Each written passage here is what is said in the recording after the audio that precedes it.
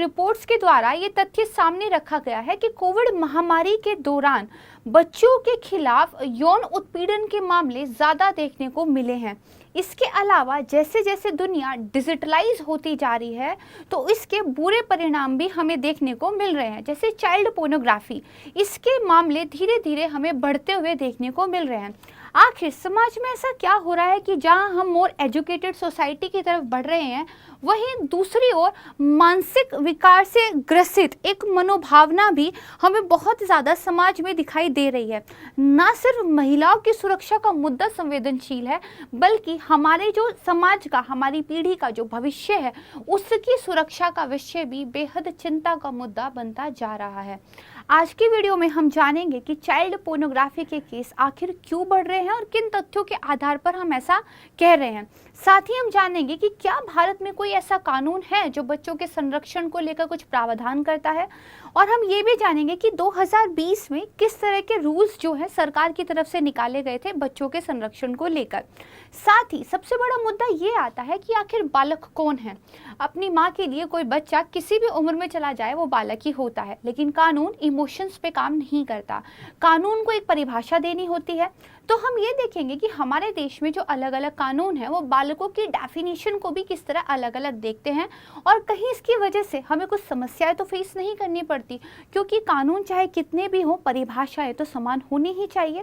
तो आज की वीडियो में एक बेहद संवेदनशील मुद्दे को समझते हुए हम हमारे यहाँ पर जो पॉस्को एक्ट है उसके बारे में बात करेंगे। नमस्कार दोस्तों, मैं प्राची संस्कृति IAS यूट्यूब चैनल पर आप सभी का बेहद स्वागत करती हूँ। आइए न्यूज़पेपर से शुरुआत करते हैं कि आखिर बच्चों के खिलाफ क्या हो रहा है। सबसे पहले तो देखिए, ये मैं आपको इसलिए पढ़ा रही हूँ क्योंकि बहुत रिसेंटली एक मुद्दा देखिए सामने आया था कि जो CBI है, यानी कि सेंट्रल जो हमारा ब्यूरो ऑफ इन्वेस्टिगेशन है, उनके द्वारा एक ऑपरेशन मेघ चक्रा जो है चलाया गया था। इस ऑपरेशन मेघ चक्रा के बारे में खास बात यही है कि यहाँ पर देखिए CBI ने 20 राज्यों और यूनियन टेरिटरीज की कम से कम 56 लोकेशंस पर रेड की थी, क्योंकि उनको इस तरह के इनपुट्स मिले थे कि ऑनलाइन चाइल्ड सेक्सुअल अब्यूज के जो है कुछ मामले शायद वहाँ पर चल रहे हैं। अगेन यहाँ पर देखिए बताया गया है ऑपरेशन मेघ चक्रा, जहाँ पर 50 ऐसी लोकेशन CBI के स्कैनर के अंदर है जहाँ पर चाइल्ड पोर्नोग्राफी को लेकर कुछ संवेदनशील मामले नजर में आए हैं। तो ऑपरेशन मेघ चक्रा के बारे में पहले बात करेंगे, एंड देन इसके बाद बात करेंगे हमारे यहाँ अलग अलग कानूनों में चाइल्ड की डेफिनेशन क्या है, एंड देन उसके बाद बालकों के संरक्षण को लेकर जो एक महत्वपूर्ण कानून भारत देश में है उस कानून पर हम बात करेंगे, कुछ डाटा देखेंगे और धीरे धीरे इस टॉपिक को समझने का प्रयास करेंगे, क्योंकि ये काफी सेंसिटिव एक मुद्दा है। तो यहाँ पर देखिए हाल ही में बच्चों के कुछ इनसेंसिटिव जो फोटोज थे, उनकी जो वीडियोस थी, उसकी ऑनलाइन बिक्री और डिस्ट्रीब्यूशन हो रहा था। इसके विरुद्ध जो केंद्रीय जांच ब्यूरो है उसने लगभग 20-21 राज्यों और केंद्र शासित प्रदेशों में लगभग 59 लोकेशंस पर जो है छापेमारी की है, और वहां से जो संदिग्ध लोग थे उनके मोबाइल फोन्स जो है, उनके लैपटॉप्स जो है, इस तरह के इलेक्ट्रॉनिक उपकरण जो है बरामद किए हैं, क्योंकि उस तरह के उपकरणों में ये देखा जा रहा था कि शायद बच्चों के जो इनअप्रोप्रिएट फोटोज और वीडियोज हैं वो हैं। मैं आपको एक केस स्टडी दिखाती हूँ। हाल के दिनों में हमें तमिलनाडु से काफ़ी सारे ऐसे केस सुनने को मिले हैं जहाँ पर चाइल्ड का सेक्सुअल असॉल्ट होता है। तो एक डाटा मैं आपको दिखाती हूँ। ये देखिए नंबर ऑफ केसेस हैं जो रजिस्टर्ड हुए थे पॉक्सो एक्ट के तहत तमिलनाडु के अंदर, स्पेसिफिकली हम बात कर रहे हैं। तो 2012 में देखिए जहाँ 43 केसेस रजिस्टर्ड हुए थे, वहीं 2020 में आप देखिए तो ये 3187 केसेस हो गए हैं। ये दो बातें दिखाता है। पहली बात तो ये है कि शायद ज़्यादा अवेयरनेस हुई है, ज़्यादा जागरूकता फैली है, हमारे यहाँ का जो कानून का इकोसिस्टम है वो शायद ज़्यादा ठीक हुआ है कि लोगों ने केसेस को रिपोर्ट करना तो स्टार्ट किया है। लेकिन ये भी दिखाता है कि शायद चाइल्ड सेक्सुअल असॉल्ट के मामले भी ज़्यादा बड़े हैं, क्योंकि 43 जहाँ पे 50 से भी कम मामले हों, वहाँ पे 3187 की रिपोर्टिंग होना अपने आप में एक चिंताजनक मुद्दा है। इसके बाद यहाँ पर देखिए वापस से बात करते हैं ऑपरेशन मेघचक्र की। तो देखिए जो चाइल्ड पोर्नोग्राफी के खिलाफ सीबीआई द्वारा संचालित एक अखिल भारतीय अभियान है। अगर पीटी में आपसे पूछा जाता है इस ऑपरेशन के बारे में तो ये आपका जो है आंसर होना चाहिए। देखिए बच्चों के यौन शोषण सामग्री का अगर ऑनलाइन सर्कुलेशन हो रहा है, उसको डाउनलोड किया जा रहा है, उसका ट्रांसमिशन किया जा रहा है, इसके लिए अगर हमें इंटरनेशनल लेवल पर भी कंट्रीब्यूशन करना है तो ये जो ऑपरेशन सीबीआई के द्वारा चलाया जा रहा है ये काफ़ी ज़्यादा महत्वपूर्ण है। यहाँ पे देखिए सीबीआई दरअसल साइबर अपराध इकाई स्थापित करने वाली भारत की एक वन ऑफ द फर्स्ट कानून प्रवर्तन एजेंसी है। तो साइबर क्राइम्स के अंदर पोर्नोग्राफी का मामला भी देखिए आता है। बहुत सारे देशों में जो चाइल्ड पोर्नोग्राफी है वो इलीगल है। बाकी देशों में क्या है, पोर्नोग्राफी ही इलीगल है, लेकिन कुछ जगह अलाउ है। हमारे यहाँ देखिए पर्सनल स्पेस में पोर्नोग्राफी को लेकर एज सच कोई कानून नहीं है, लेकिन चाइल्ड पोर्नोग्राफी हमारे देश में भी इलीगल है। यहाँ पर देखिए सीबीआई ने 2021 में भी इसी तरह के उद्देश्य को लेकर एक ऑपरेशन चलाया था जिसका नाम था ऑपरेशन कार्बन। यहाँ पर ये देखिए बताया गया है कि जो ऑपरेशन मेघचक्र है वो दरअसल बच्चों की पोर्नोग्राफी को लेकर ऑनलाइन सर्कुलेशन कुछ सामग्रियों का हो रहा था, उसको ट्रैक करने के लिए, उसको रोकने के लिए सीबीआई की तरफ से लाया गया है। तो चाइल्ड पोर्नोग्राफी, इसके डेफिनेशन की बात करते हैं। डेफिनेशन क्या है, एक वर्ड ध्यान रखिएगा, दृश्य चित्रण। अगर आप बच्चों से जुड़े हुए किसी भी सेक्सुअल बिहेवियर का, किसी भी सेक्सुअल एक्टिविटी का दृश्य चित्रण करते हैं, चाहे उसकी कोई इमेज है या फिर वीडियो है, तो ये चाइल्ड पोर्नोग्राफी के अंतर्गत जो है आता है। इसमें तस्वीरें, वीडियो, डिजिटल या कंप्यूटर जनित छवि जो है शामिल होती है। तो दृश्य चित्रण, विजुअलाइजेशन जो है, इस वर्ड को थोड़ा सा ध्यान रखिएगा। रिसेंट में अगर आप देखेंगे तो न्यूज़पेपर भरे पड़े हैं इस चीज़ को लेकर कि चाइल्ड्स के खिलाफ जो है हमें बेसिकली जो केसेस दिखाई दिए। जैसे गुजरात की यहाँ पे बात करें तो गुजरात में भी काफ़ी सारे 19, 20, 21 में केस हमें देखने को मिले हैं। जैसे जैसे देखिए डिजिटल की प्रगति हो रही है, तकनीकी इंटरनेट में विस्तार हो रहा है, चाइल्ड पोर्नोग्राफी का मार्केट भी दरअसल बढ़ा है। रीज़न क्या है? सबसे पहला रीज़न तो यह है कि आसान पहुंच हो गई है। एवरीवन हैव अ स्मार्टफोन, सबके पास इंटरनेट कनेक्शन है, सबके पास काफ़ी ज़्यादा डाटा है, तो चीज़ें इजी टू एक्सेस हो गई है। दूसरा क्या, आप गुमनाम रह सकते हैं, अनोनिमस रह सकते हैं। There are certain software, there are certain applications जो इस बात के लिए आपको हिडन कर देती है कि आप नेट पर क्या एक्टिविटी कर रहे हैं। तो जैसे जैसे आप कह सकते हैं प्रौद्योगिकी में विकास होता है ना, उसकी वजह से समाज को जो फ़ायदे होते हैं, समाज को नुकसान भी होते हैं, क्योंकि ऐसे तत्व समाज में रहते हैं जो अपने एक मानसिक विकार से ग्रस्त होते हैं। तो जैसे जैसे डिजिटलाइजेशन बढ़ा है वैसे वैसे हमें इस तरह के मामलों में भी बढ़त देखने को मिलती है, क्योंकि इस तरह के दर्शकों की संख्या में भी वृद्धि हुई है। It's not a good thing, it's not a good thing, right. फिर यहाँ पे देखिए चाइल्ड पोर्नोग्राफी, इसका क्या प्रभाव है एक बच्चे के मानसिक स्वास्थ्य पर, इसका कितना गंभीर प्रभाव पड़ेगा, ये आप और हम कितना भी समझने की कोशिश करें उस लेवल तक नहीं समझ सकते हैं। तो बच्चों के अंदर डिप्रेशन, उनके अंदर एक एग्रेशन, ठीक है, उनके अंदर एंजाइटी, उनका जो एक मानसिक तनाव है उसका ये रीज़न बनता है। उनका जो एक बायोलॉजिकल क्लॉक है, उनके जो सोशल रिलेशनशिप्स है, इन सबको ये प्रभावित करता है। एक बच्चे के कंप्लीट डेवलपमेंट को ये प्रभावित करता है।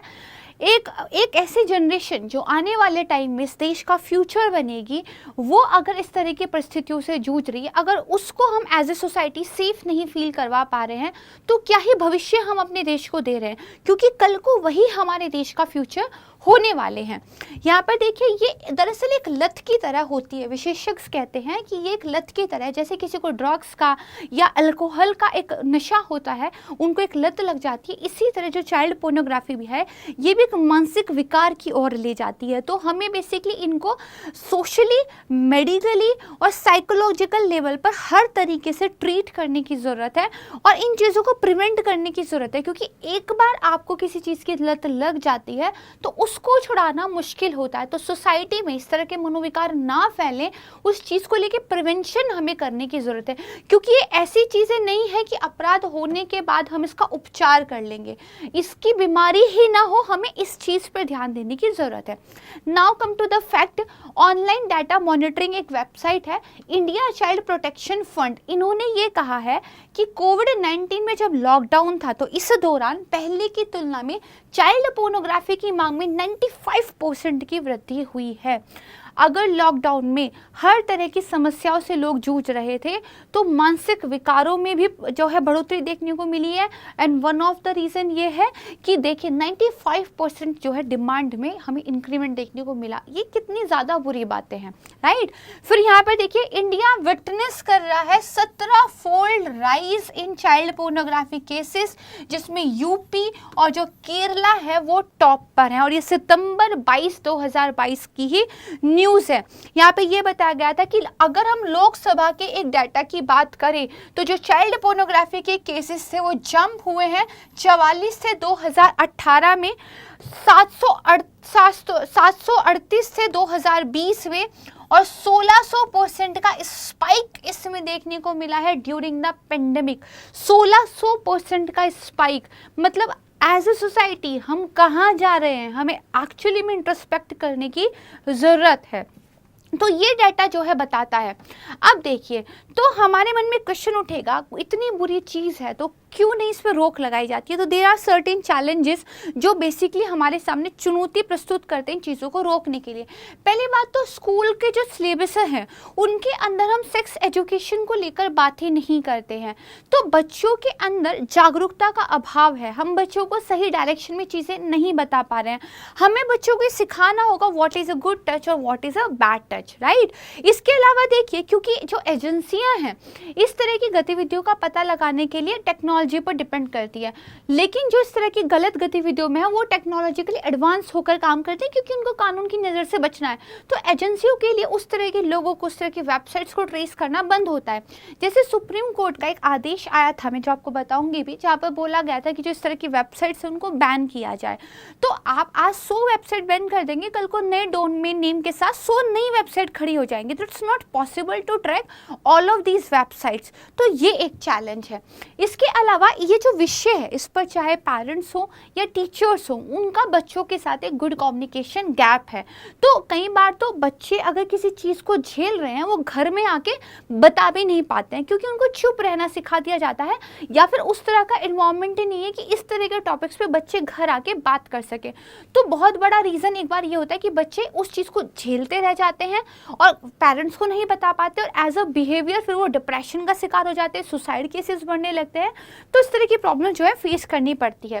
फिर इसमें तकनीकी ज्ञान और विशेषज्ञता का क्योंकि अभाव है, पेरेंट्स नहीं जानते कि क्या करना है। बच्चों को भी इंटरनेट का जब वो यूज़ करते हैं नहीं पता है कि किस तरह का कंटेंट देखना है, किस तरह का नहीं देखना है। बहुत सारी एप्लीकेशंस पेरेंट लोग को सपोर्ट करती है, लेकिन बहुत सारी एप्लीकेशंस अभी भी ऐसी है जहाँ पे बच्चे जाके कुछ भी ढूंढ सकते हैं। तो आप देखेंगे बहुत सारे ऐसे केसेस आए हैं जहाँ पे 17, 18, 19, 20 साल के बच्चों ने 4, 5, 6 साल के बच्चों के खिलाफ असॉल्ट का जो है क्राइम किया है। तो ये बेसिकली हमें दिखाता है कि हमें ज़्यादा निगरानी रखने की, ज़्यादा बेटर तरीके से चीज़ों को एजुकेट करने की जो है ज़रूरत है। तो ये कुछ चुनौतियाँ हैं। अब देखिए, क्या सरकारी नीतियाँ और क्या सरकार की तरफ से ऐसे इनिशिएटिव्स हैं जो इस चीज़ के खिलाफ चलाए जा रहे हैं। तो सुप्रीम कोर्ट ने अपना एक आदेश दिया था, उसमें दूरसंचार विभाग को उन्होंने ये कहा था कि जो भी बच्चों से संबंधित इनएप्रोप्रिएट सामग्री है उसको वेबसाइटों पे क्या है बैन लगा दिया जाए। फिर जो सूचना प्रौद्योगिकी संशोधन अधिनियम 2008 है, उसकी जो धारा 67B है, याद कर लीजिएगा, मीन्स में लिखने में काम आएगी। वो जो बाल शोषण है या फिर अगर बालकों का कोई यौन उत्पीड़न हो रहा है उससे जो उसके लिए जो है दंडित करने का प्रावधान करती है।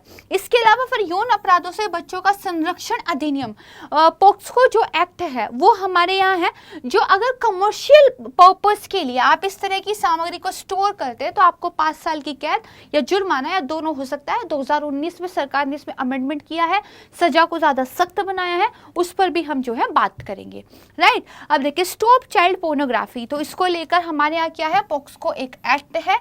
बेसिकली इसका जो सेक्शन 14 है, तो वो कोई भी पर्सन जो इस तरह का जो है क्राइम कमिट करता है उसके लिए जेल का जो है 5 साल का आप कह सकते हैं प्रावधान करती है। लेकिन क्योंकि अब इसमें अमेंडमेंट आ गया है तो इन चीज़ों को सख्त कर दिया गया है। तो हम एक्ट के बारे में पढ़ें, इससे पहले थोड़े से सुझावों को लेकर बात कर लेते हैं। देखिए, चाइल्ड पोर्नोग्राफी समाज के लिए खतरा है, ये सोसाइटी को बीमार करता है। एज ए कम्युनिटी हम लोग मानसिक रूप से बीमार हो रहे हैं। मासूम बच्चों के पूरे भविष्य को यह बर्बाद कर देता है, बिहेवियर इससे प्रभावित होता है, वयस्कों में मनोवैज्ञानिक विकार बढ़ता है। तो ये सीरियस चीजें हैं, इन्हें हमें रोकने की जरूरत है। माता पिता, शिक्षक और जो देखभाल करने वाले लोग हैं उनको बेसिकली पालन पोषण की जो संस्कृति है उसमें कम्युनिकेशन को भी बढ़ावा देना चाहिए। ठीक है, तो हमें क्या चीज़ों को बात करना पड़ेगा। रिश्तों में सहमति के महत्व को बढ़ा देने की बात है हमारे यहाँ। डिजिटल मीडिया एजुकेशन के लिए जो है हमें किशोरों को जागरूक करना पड़ेगा। ठीक है, हमें बेसिकली गोपनीयता के प्रति सम्मान, प्राइवेसी के प्रति सम्मान और बच्चों की जो एक नेचुरल क्यूरियोसिटी होती है उसको एजुकेट करने के लिए, उनको समझाने के लिए एक बेटर इन्वायरमेंट, एक बेटर कल्चर लेके आने की जरूरत है। हर चीज़ पे चुप रह के काम नहीं चलेगा, हर चीज़ को ढक के काम नहीं चलेगा, हमें बातचीत तो करनी पड़ेगी। यही इसका जो है सबसे अच्छा समाधान है। फिलहाल जो कानून है उनका ज़्यादा से ज़्यादा बेटर अगर इम्प्लीमेंटेशन हो, सख्त कार्रवाइयाँ हो तो चीज़ें हो जाएंगी। अब देखिए, क्योंकि हम बात कर रहे हैं बालकों को लेकर, तो बालक की क्या डेफिनेशन होती है अलग अलग कानूनों में अलग अलग है। तो यह आपको प्रीलिम्स में भी काम करेगा। जैसे जो पॉक्सो अधिनियम है वो 18 वर्ष से कम उम्र वाले बच्चे को बालक मानता है। बाल मजदूर निषेध अधिनियम है वो 14 साल से कम बच्चे को बालक मानता है। किशोर न्याय बच्चों की देखभाल और संरक्षण अधिनियम 2015, इसमें भी 14 वर्ष से कम है। और कंपनी अधिनियम 1948 से 15 वर्ष से कम है। तो कहीं ना कहीं हमें अपने कानूनों के अंदर भी एक समरूपता लाने की जरूरत है ताकि जो है हम बेटर इम्प्लीमेंटेशन कर सकें। अब यहाँ पे देखिए, जो हमारा पॉक्सो एक्ट था उसको अमेंड किया गया था, 2019 था। इसमें बेसिकली एक वर्ड था कम्युनल और सेक्टेरियन वायलेंस के अंतर्गत अगर कोई बच्चों को सेक्सुअली अब्यूज करता है तो उसको सजा मिलेगी। इसको बेसिकली वायलेंस ड्यूरिंग नेचुरल कालमिटी और सिमिलर सिचुएशन, यानी कि अगर प्राकृतिक आपदा में भी अगर कुछ इस तरह का बच्चों के साथ हो रहा है तो क्या है, उसको जो है दंड मिलेगा। तो जैसे कोविड जैसी महामारियां जो थी उन सबको भी इसके अंदर जो है कवर किया गया। अभी ये देखिए, ये 2 अक्टूबर की ही न्यूज़ थी। छत्तीसगढ़ में 9 लोगों को गिरफ्तार किया गया था जो चाइल्ड पोर्नोग्राफी को बेसिकली सर्कुलेट कर रहे थे। उसमें से 3 तो माइनर्स ही थे, 3 तो आप कह सकते हैं 18 साल से कम उम्र के वो खुद बच्चे थे। तो इस तरह के केसेस आप देखेंगे कि लगातार देखने को मिल रहे हैं। अब यहाँ पे देखिए बताया गया है कि जो सेक्सुअल ऑफेंसेस एक्ट के अंदर बेसिकली कितनी इंसिडेंट्स और विक्टिम्स हुए हैं उसका एक डाटा है। तो आप यहाँ पर देखिए, कर्नाटका और केरल में डाटा काफ़ी हाई है, तमिलनाडु में काफ़ी हाई है, उत्तर प्रदेश में काफ़ी ज़्यादा है, वेस्ट बंगाल में काफ़ी ज़्यादा है। तो समटाइम्स हमें लगता है कि जो मतलब स्टेट्स एजुकेटेड के मामले में हमें लगता है कि शायद वो पिछड़े हुए हैं, लेकिन उनसे ज़्यादा बुरा हाल उन स्टेट्स का है जहाँ पे हमें लगता है कि शायद डेवलपमेंट के मापदंड अच्छे हैं। तो कई बार किसी स्टेट को अगर आप एजुकेटेड मानते हैं, उसको डेवलप्ड मानते हैं, तो ज़रूरी नहीं है कि वो सारे सोशल इंडिकेटर्स पे भी अच्छा काम करता हो जैसे हमें ये डाटा दिखाता है, राइट। तो इसको थोड़ा ध्यान रखिएगा। अब देखिए, 2012 में गवर्नमेंट लेके आ गई पॉक्सो एक्ट। ये एक्ट क्यों लेके आ गई? क्योंकि बाल उत्पीड़न से संबंधित अगर कोई मामले होते हैं तो उसमें अपराध जो है घोषित किया जा सके, उसको दंड दिया जा सके। 2019 में इस अधिनियम में कई सारे संशोधन किए और साथ में मृत्युदंड की सजा का प्रावधान भी सरकार की तरफ से कर दिया गया, जो पहले नहीं था। ये जो संशोधन है, ये बाल उत्पीड़न के मामलों को रोकने के लिए जो गवर्नमेंट है और जो अन्य स्टेक होल्डर्स है उनके सहयोग से बच्चों की व्यक्तिगत सुरक्षा, उनका मानसिक स्वास्थ्य और उनको लैंगिक अपराधों के बारे में अवगत कराना है। किस तरह से शिकायतें होती हैं, क्या कानूनी प्रक्रिया है, इसके बारे में जागरूकता देना है। हमें बच्चों को भी तो सिखाना पड़ेगा ना कि कानून किस तरीके से उनकी हेल्प करता है। तो फाइनली हम बात करते हैं इस एक्ट के बारे में। यहाँ पे देखेंगे जो गैजेट ऑफ इंडिया है, बेसिकली इसमें इसको जून 20, 2012 को प्रकाशित किया गया था। तो ये जो अधिनियम है 2012 में आया, यौन अपराध, यौन उत्पीड़न और पोर्नोग्राफी से संरक्षण प्रदान करने के लिए। इसमें जो बालक है उसकी डेफिनेशन 18 साल से कम दी गई है। ये लैंगिक भेदभाव की बात नहीं करता है। यहाँ पे बालक वर्ड यूज किया गया, not a female, not a male. Girl child भी हो सकता है, बॉय चाइल्ड भी हो सकता है, उसमें कोई डिफरेंस नहीं किया गया। It's a very good thing कि कम से कम आप कानूनों की डेफिनेशंस के मामले में आगे हो रहे हैं। यहाँ पे 2012 और 2019 के बिल में कंपैरिजन दिया गया है कि अगर देखिए पोर्नोग्राफी पर्पस के लिए कुछ यूज करते हैं आप बच्चों का, पहले मैक्सिमम सजा 5 साल की थी, यहाँ पे मिनिमम 5 साल की कर दी है। अगर यहाँ पे और ज्यादा गंभीर मामला होता है, मिनिमम 10 साल की थी, मैक्सिमम जो है आपको सजा मिलती थी, यहाँ पे मिनिमम 10 साल है। लेकिन अगर कोई बच्चा 16 साल से कम का है तो 20 साल और मैक्सिमम जो है आपको सजा मिल सकती है। इसके बाद अगर और गंभीर मामला है तो देखिए डेथ भी इसमें जो है कर दी गई है, जो पहले नहीं थी। तो इस कंपैरिजन को आप थोड़ा सा देख सकते हैं। अब नए नियम सरकार लेकर आई 2020 में। तो पहले तो सरकार ने कहा केंद्र और जो राज्य सरकारें हैं वो बच्चों की एज के अकॉर्डिंगली ऐसा एजुकेशनल जो है करिकुलम एक तैयार करें, एक ऐसा पाठ्यक्रम तैयार करें जो उन्हें जो पर्सनल सेफ्टी है उसके अलग अलग जो पहलू है उसके बारे में जागरूक किया जा सके। जैसे बच्चों को ये सिखाया जाए घर के लेवल पे कि गुड टच बैड टच होता क्या है, राइट, और स्कूल में भी इस तरह पे जो है बातें हों। फिर जैसे यहाँ पे ये दिया है कि शैक्षिक सामग्री के माध्यम से बच्चों के साथ जो अपराध होते हैं और साथ में उनके लिए जो उसके लिए उनको जागरूक बनाया जाए। चाइल्ड हेल्पलाइन नंबर जैसे माध्यमों के बारे में भी बच्चों को अवगत कराया जाए कि अगर कभी लाइफ में आप कुछ ऐसा अनफॉर्चुनेटली फेस करते हैं तो कुछ नंबर्स हैं जहां पे आप हेल्पलाइन पे कांटेक्ट कर सकते हैं। यदि कोई इस तरह की फाइल प्राप्त करता है, यदि कोई ऐसे व्यक्ति को जानता है जिसके पास चाइल्ड पोर्नोग्राफी से संबंधित कोई फाइल है, तो विशेष किशोर पुलिस इकाई में या फिर साइबर क्राइम यूनिट में आपको क्या है सूचित करना चाहिए और इन सब बातों के बारे में सोसाइटी में अवेयरनेस फैलानी चाहिए, जैसे cybercrime.government.in। ठीक है।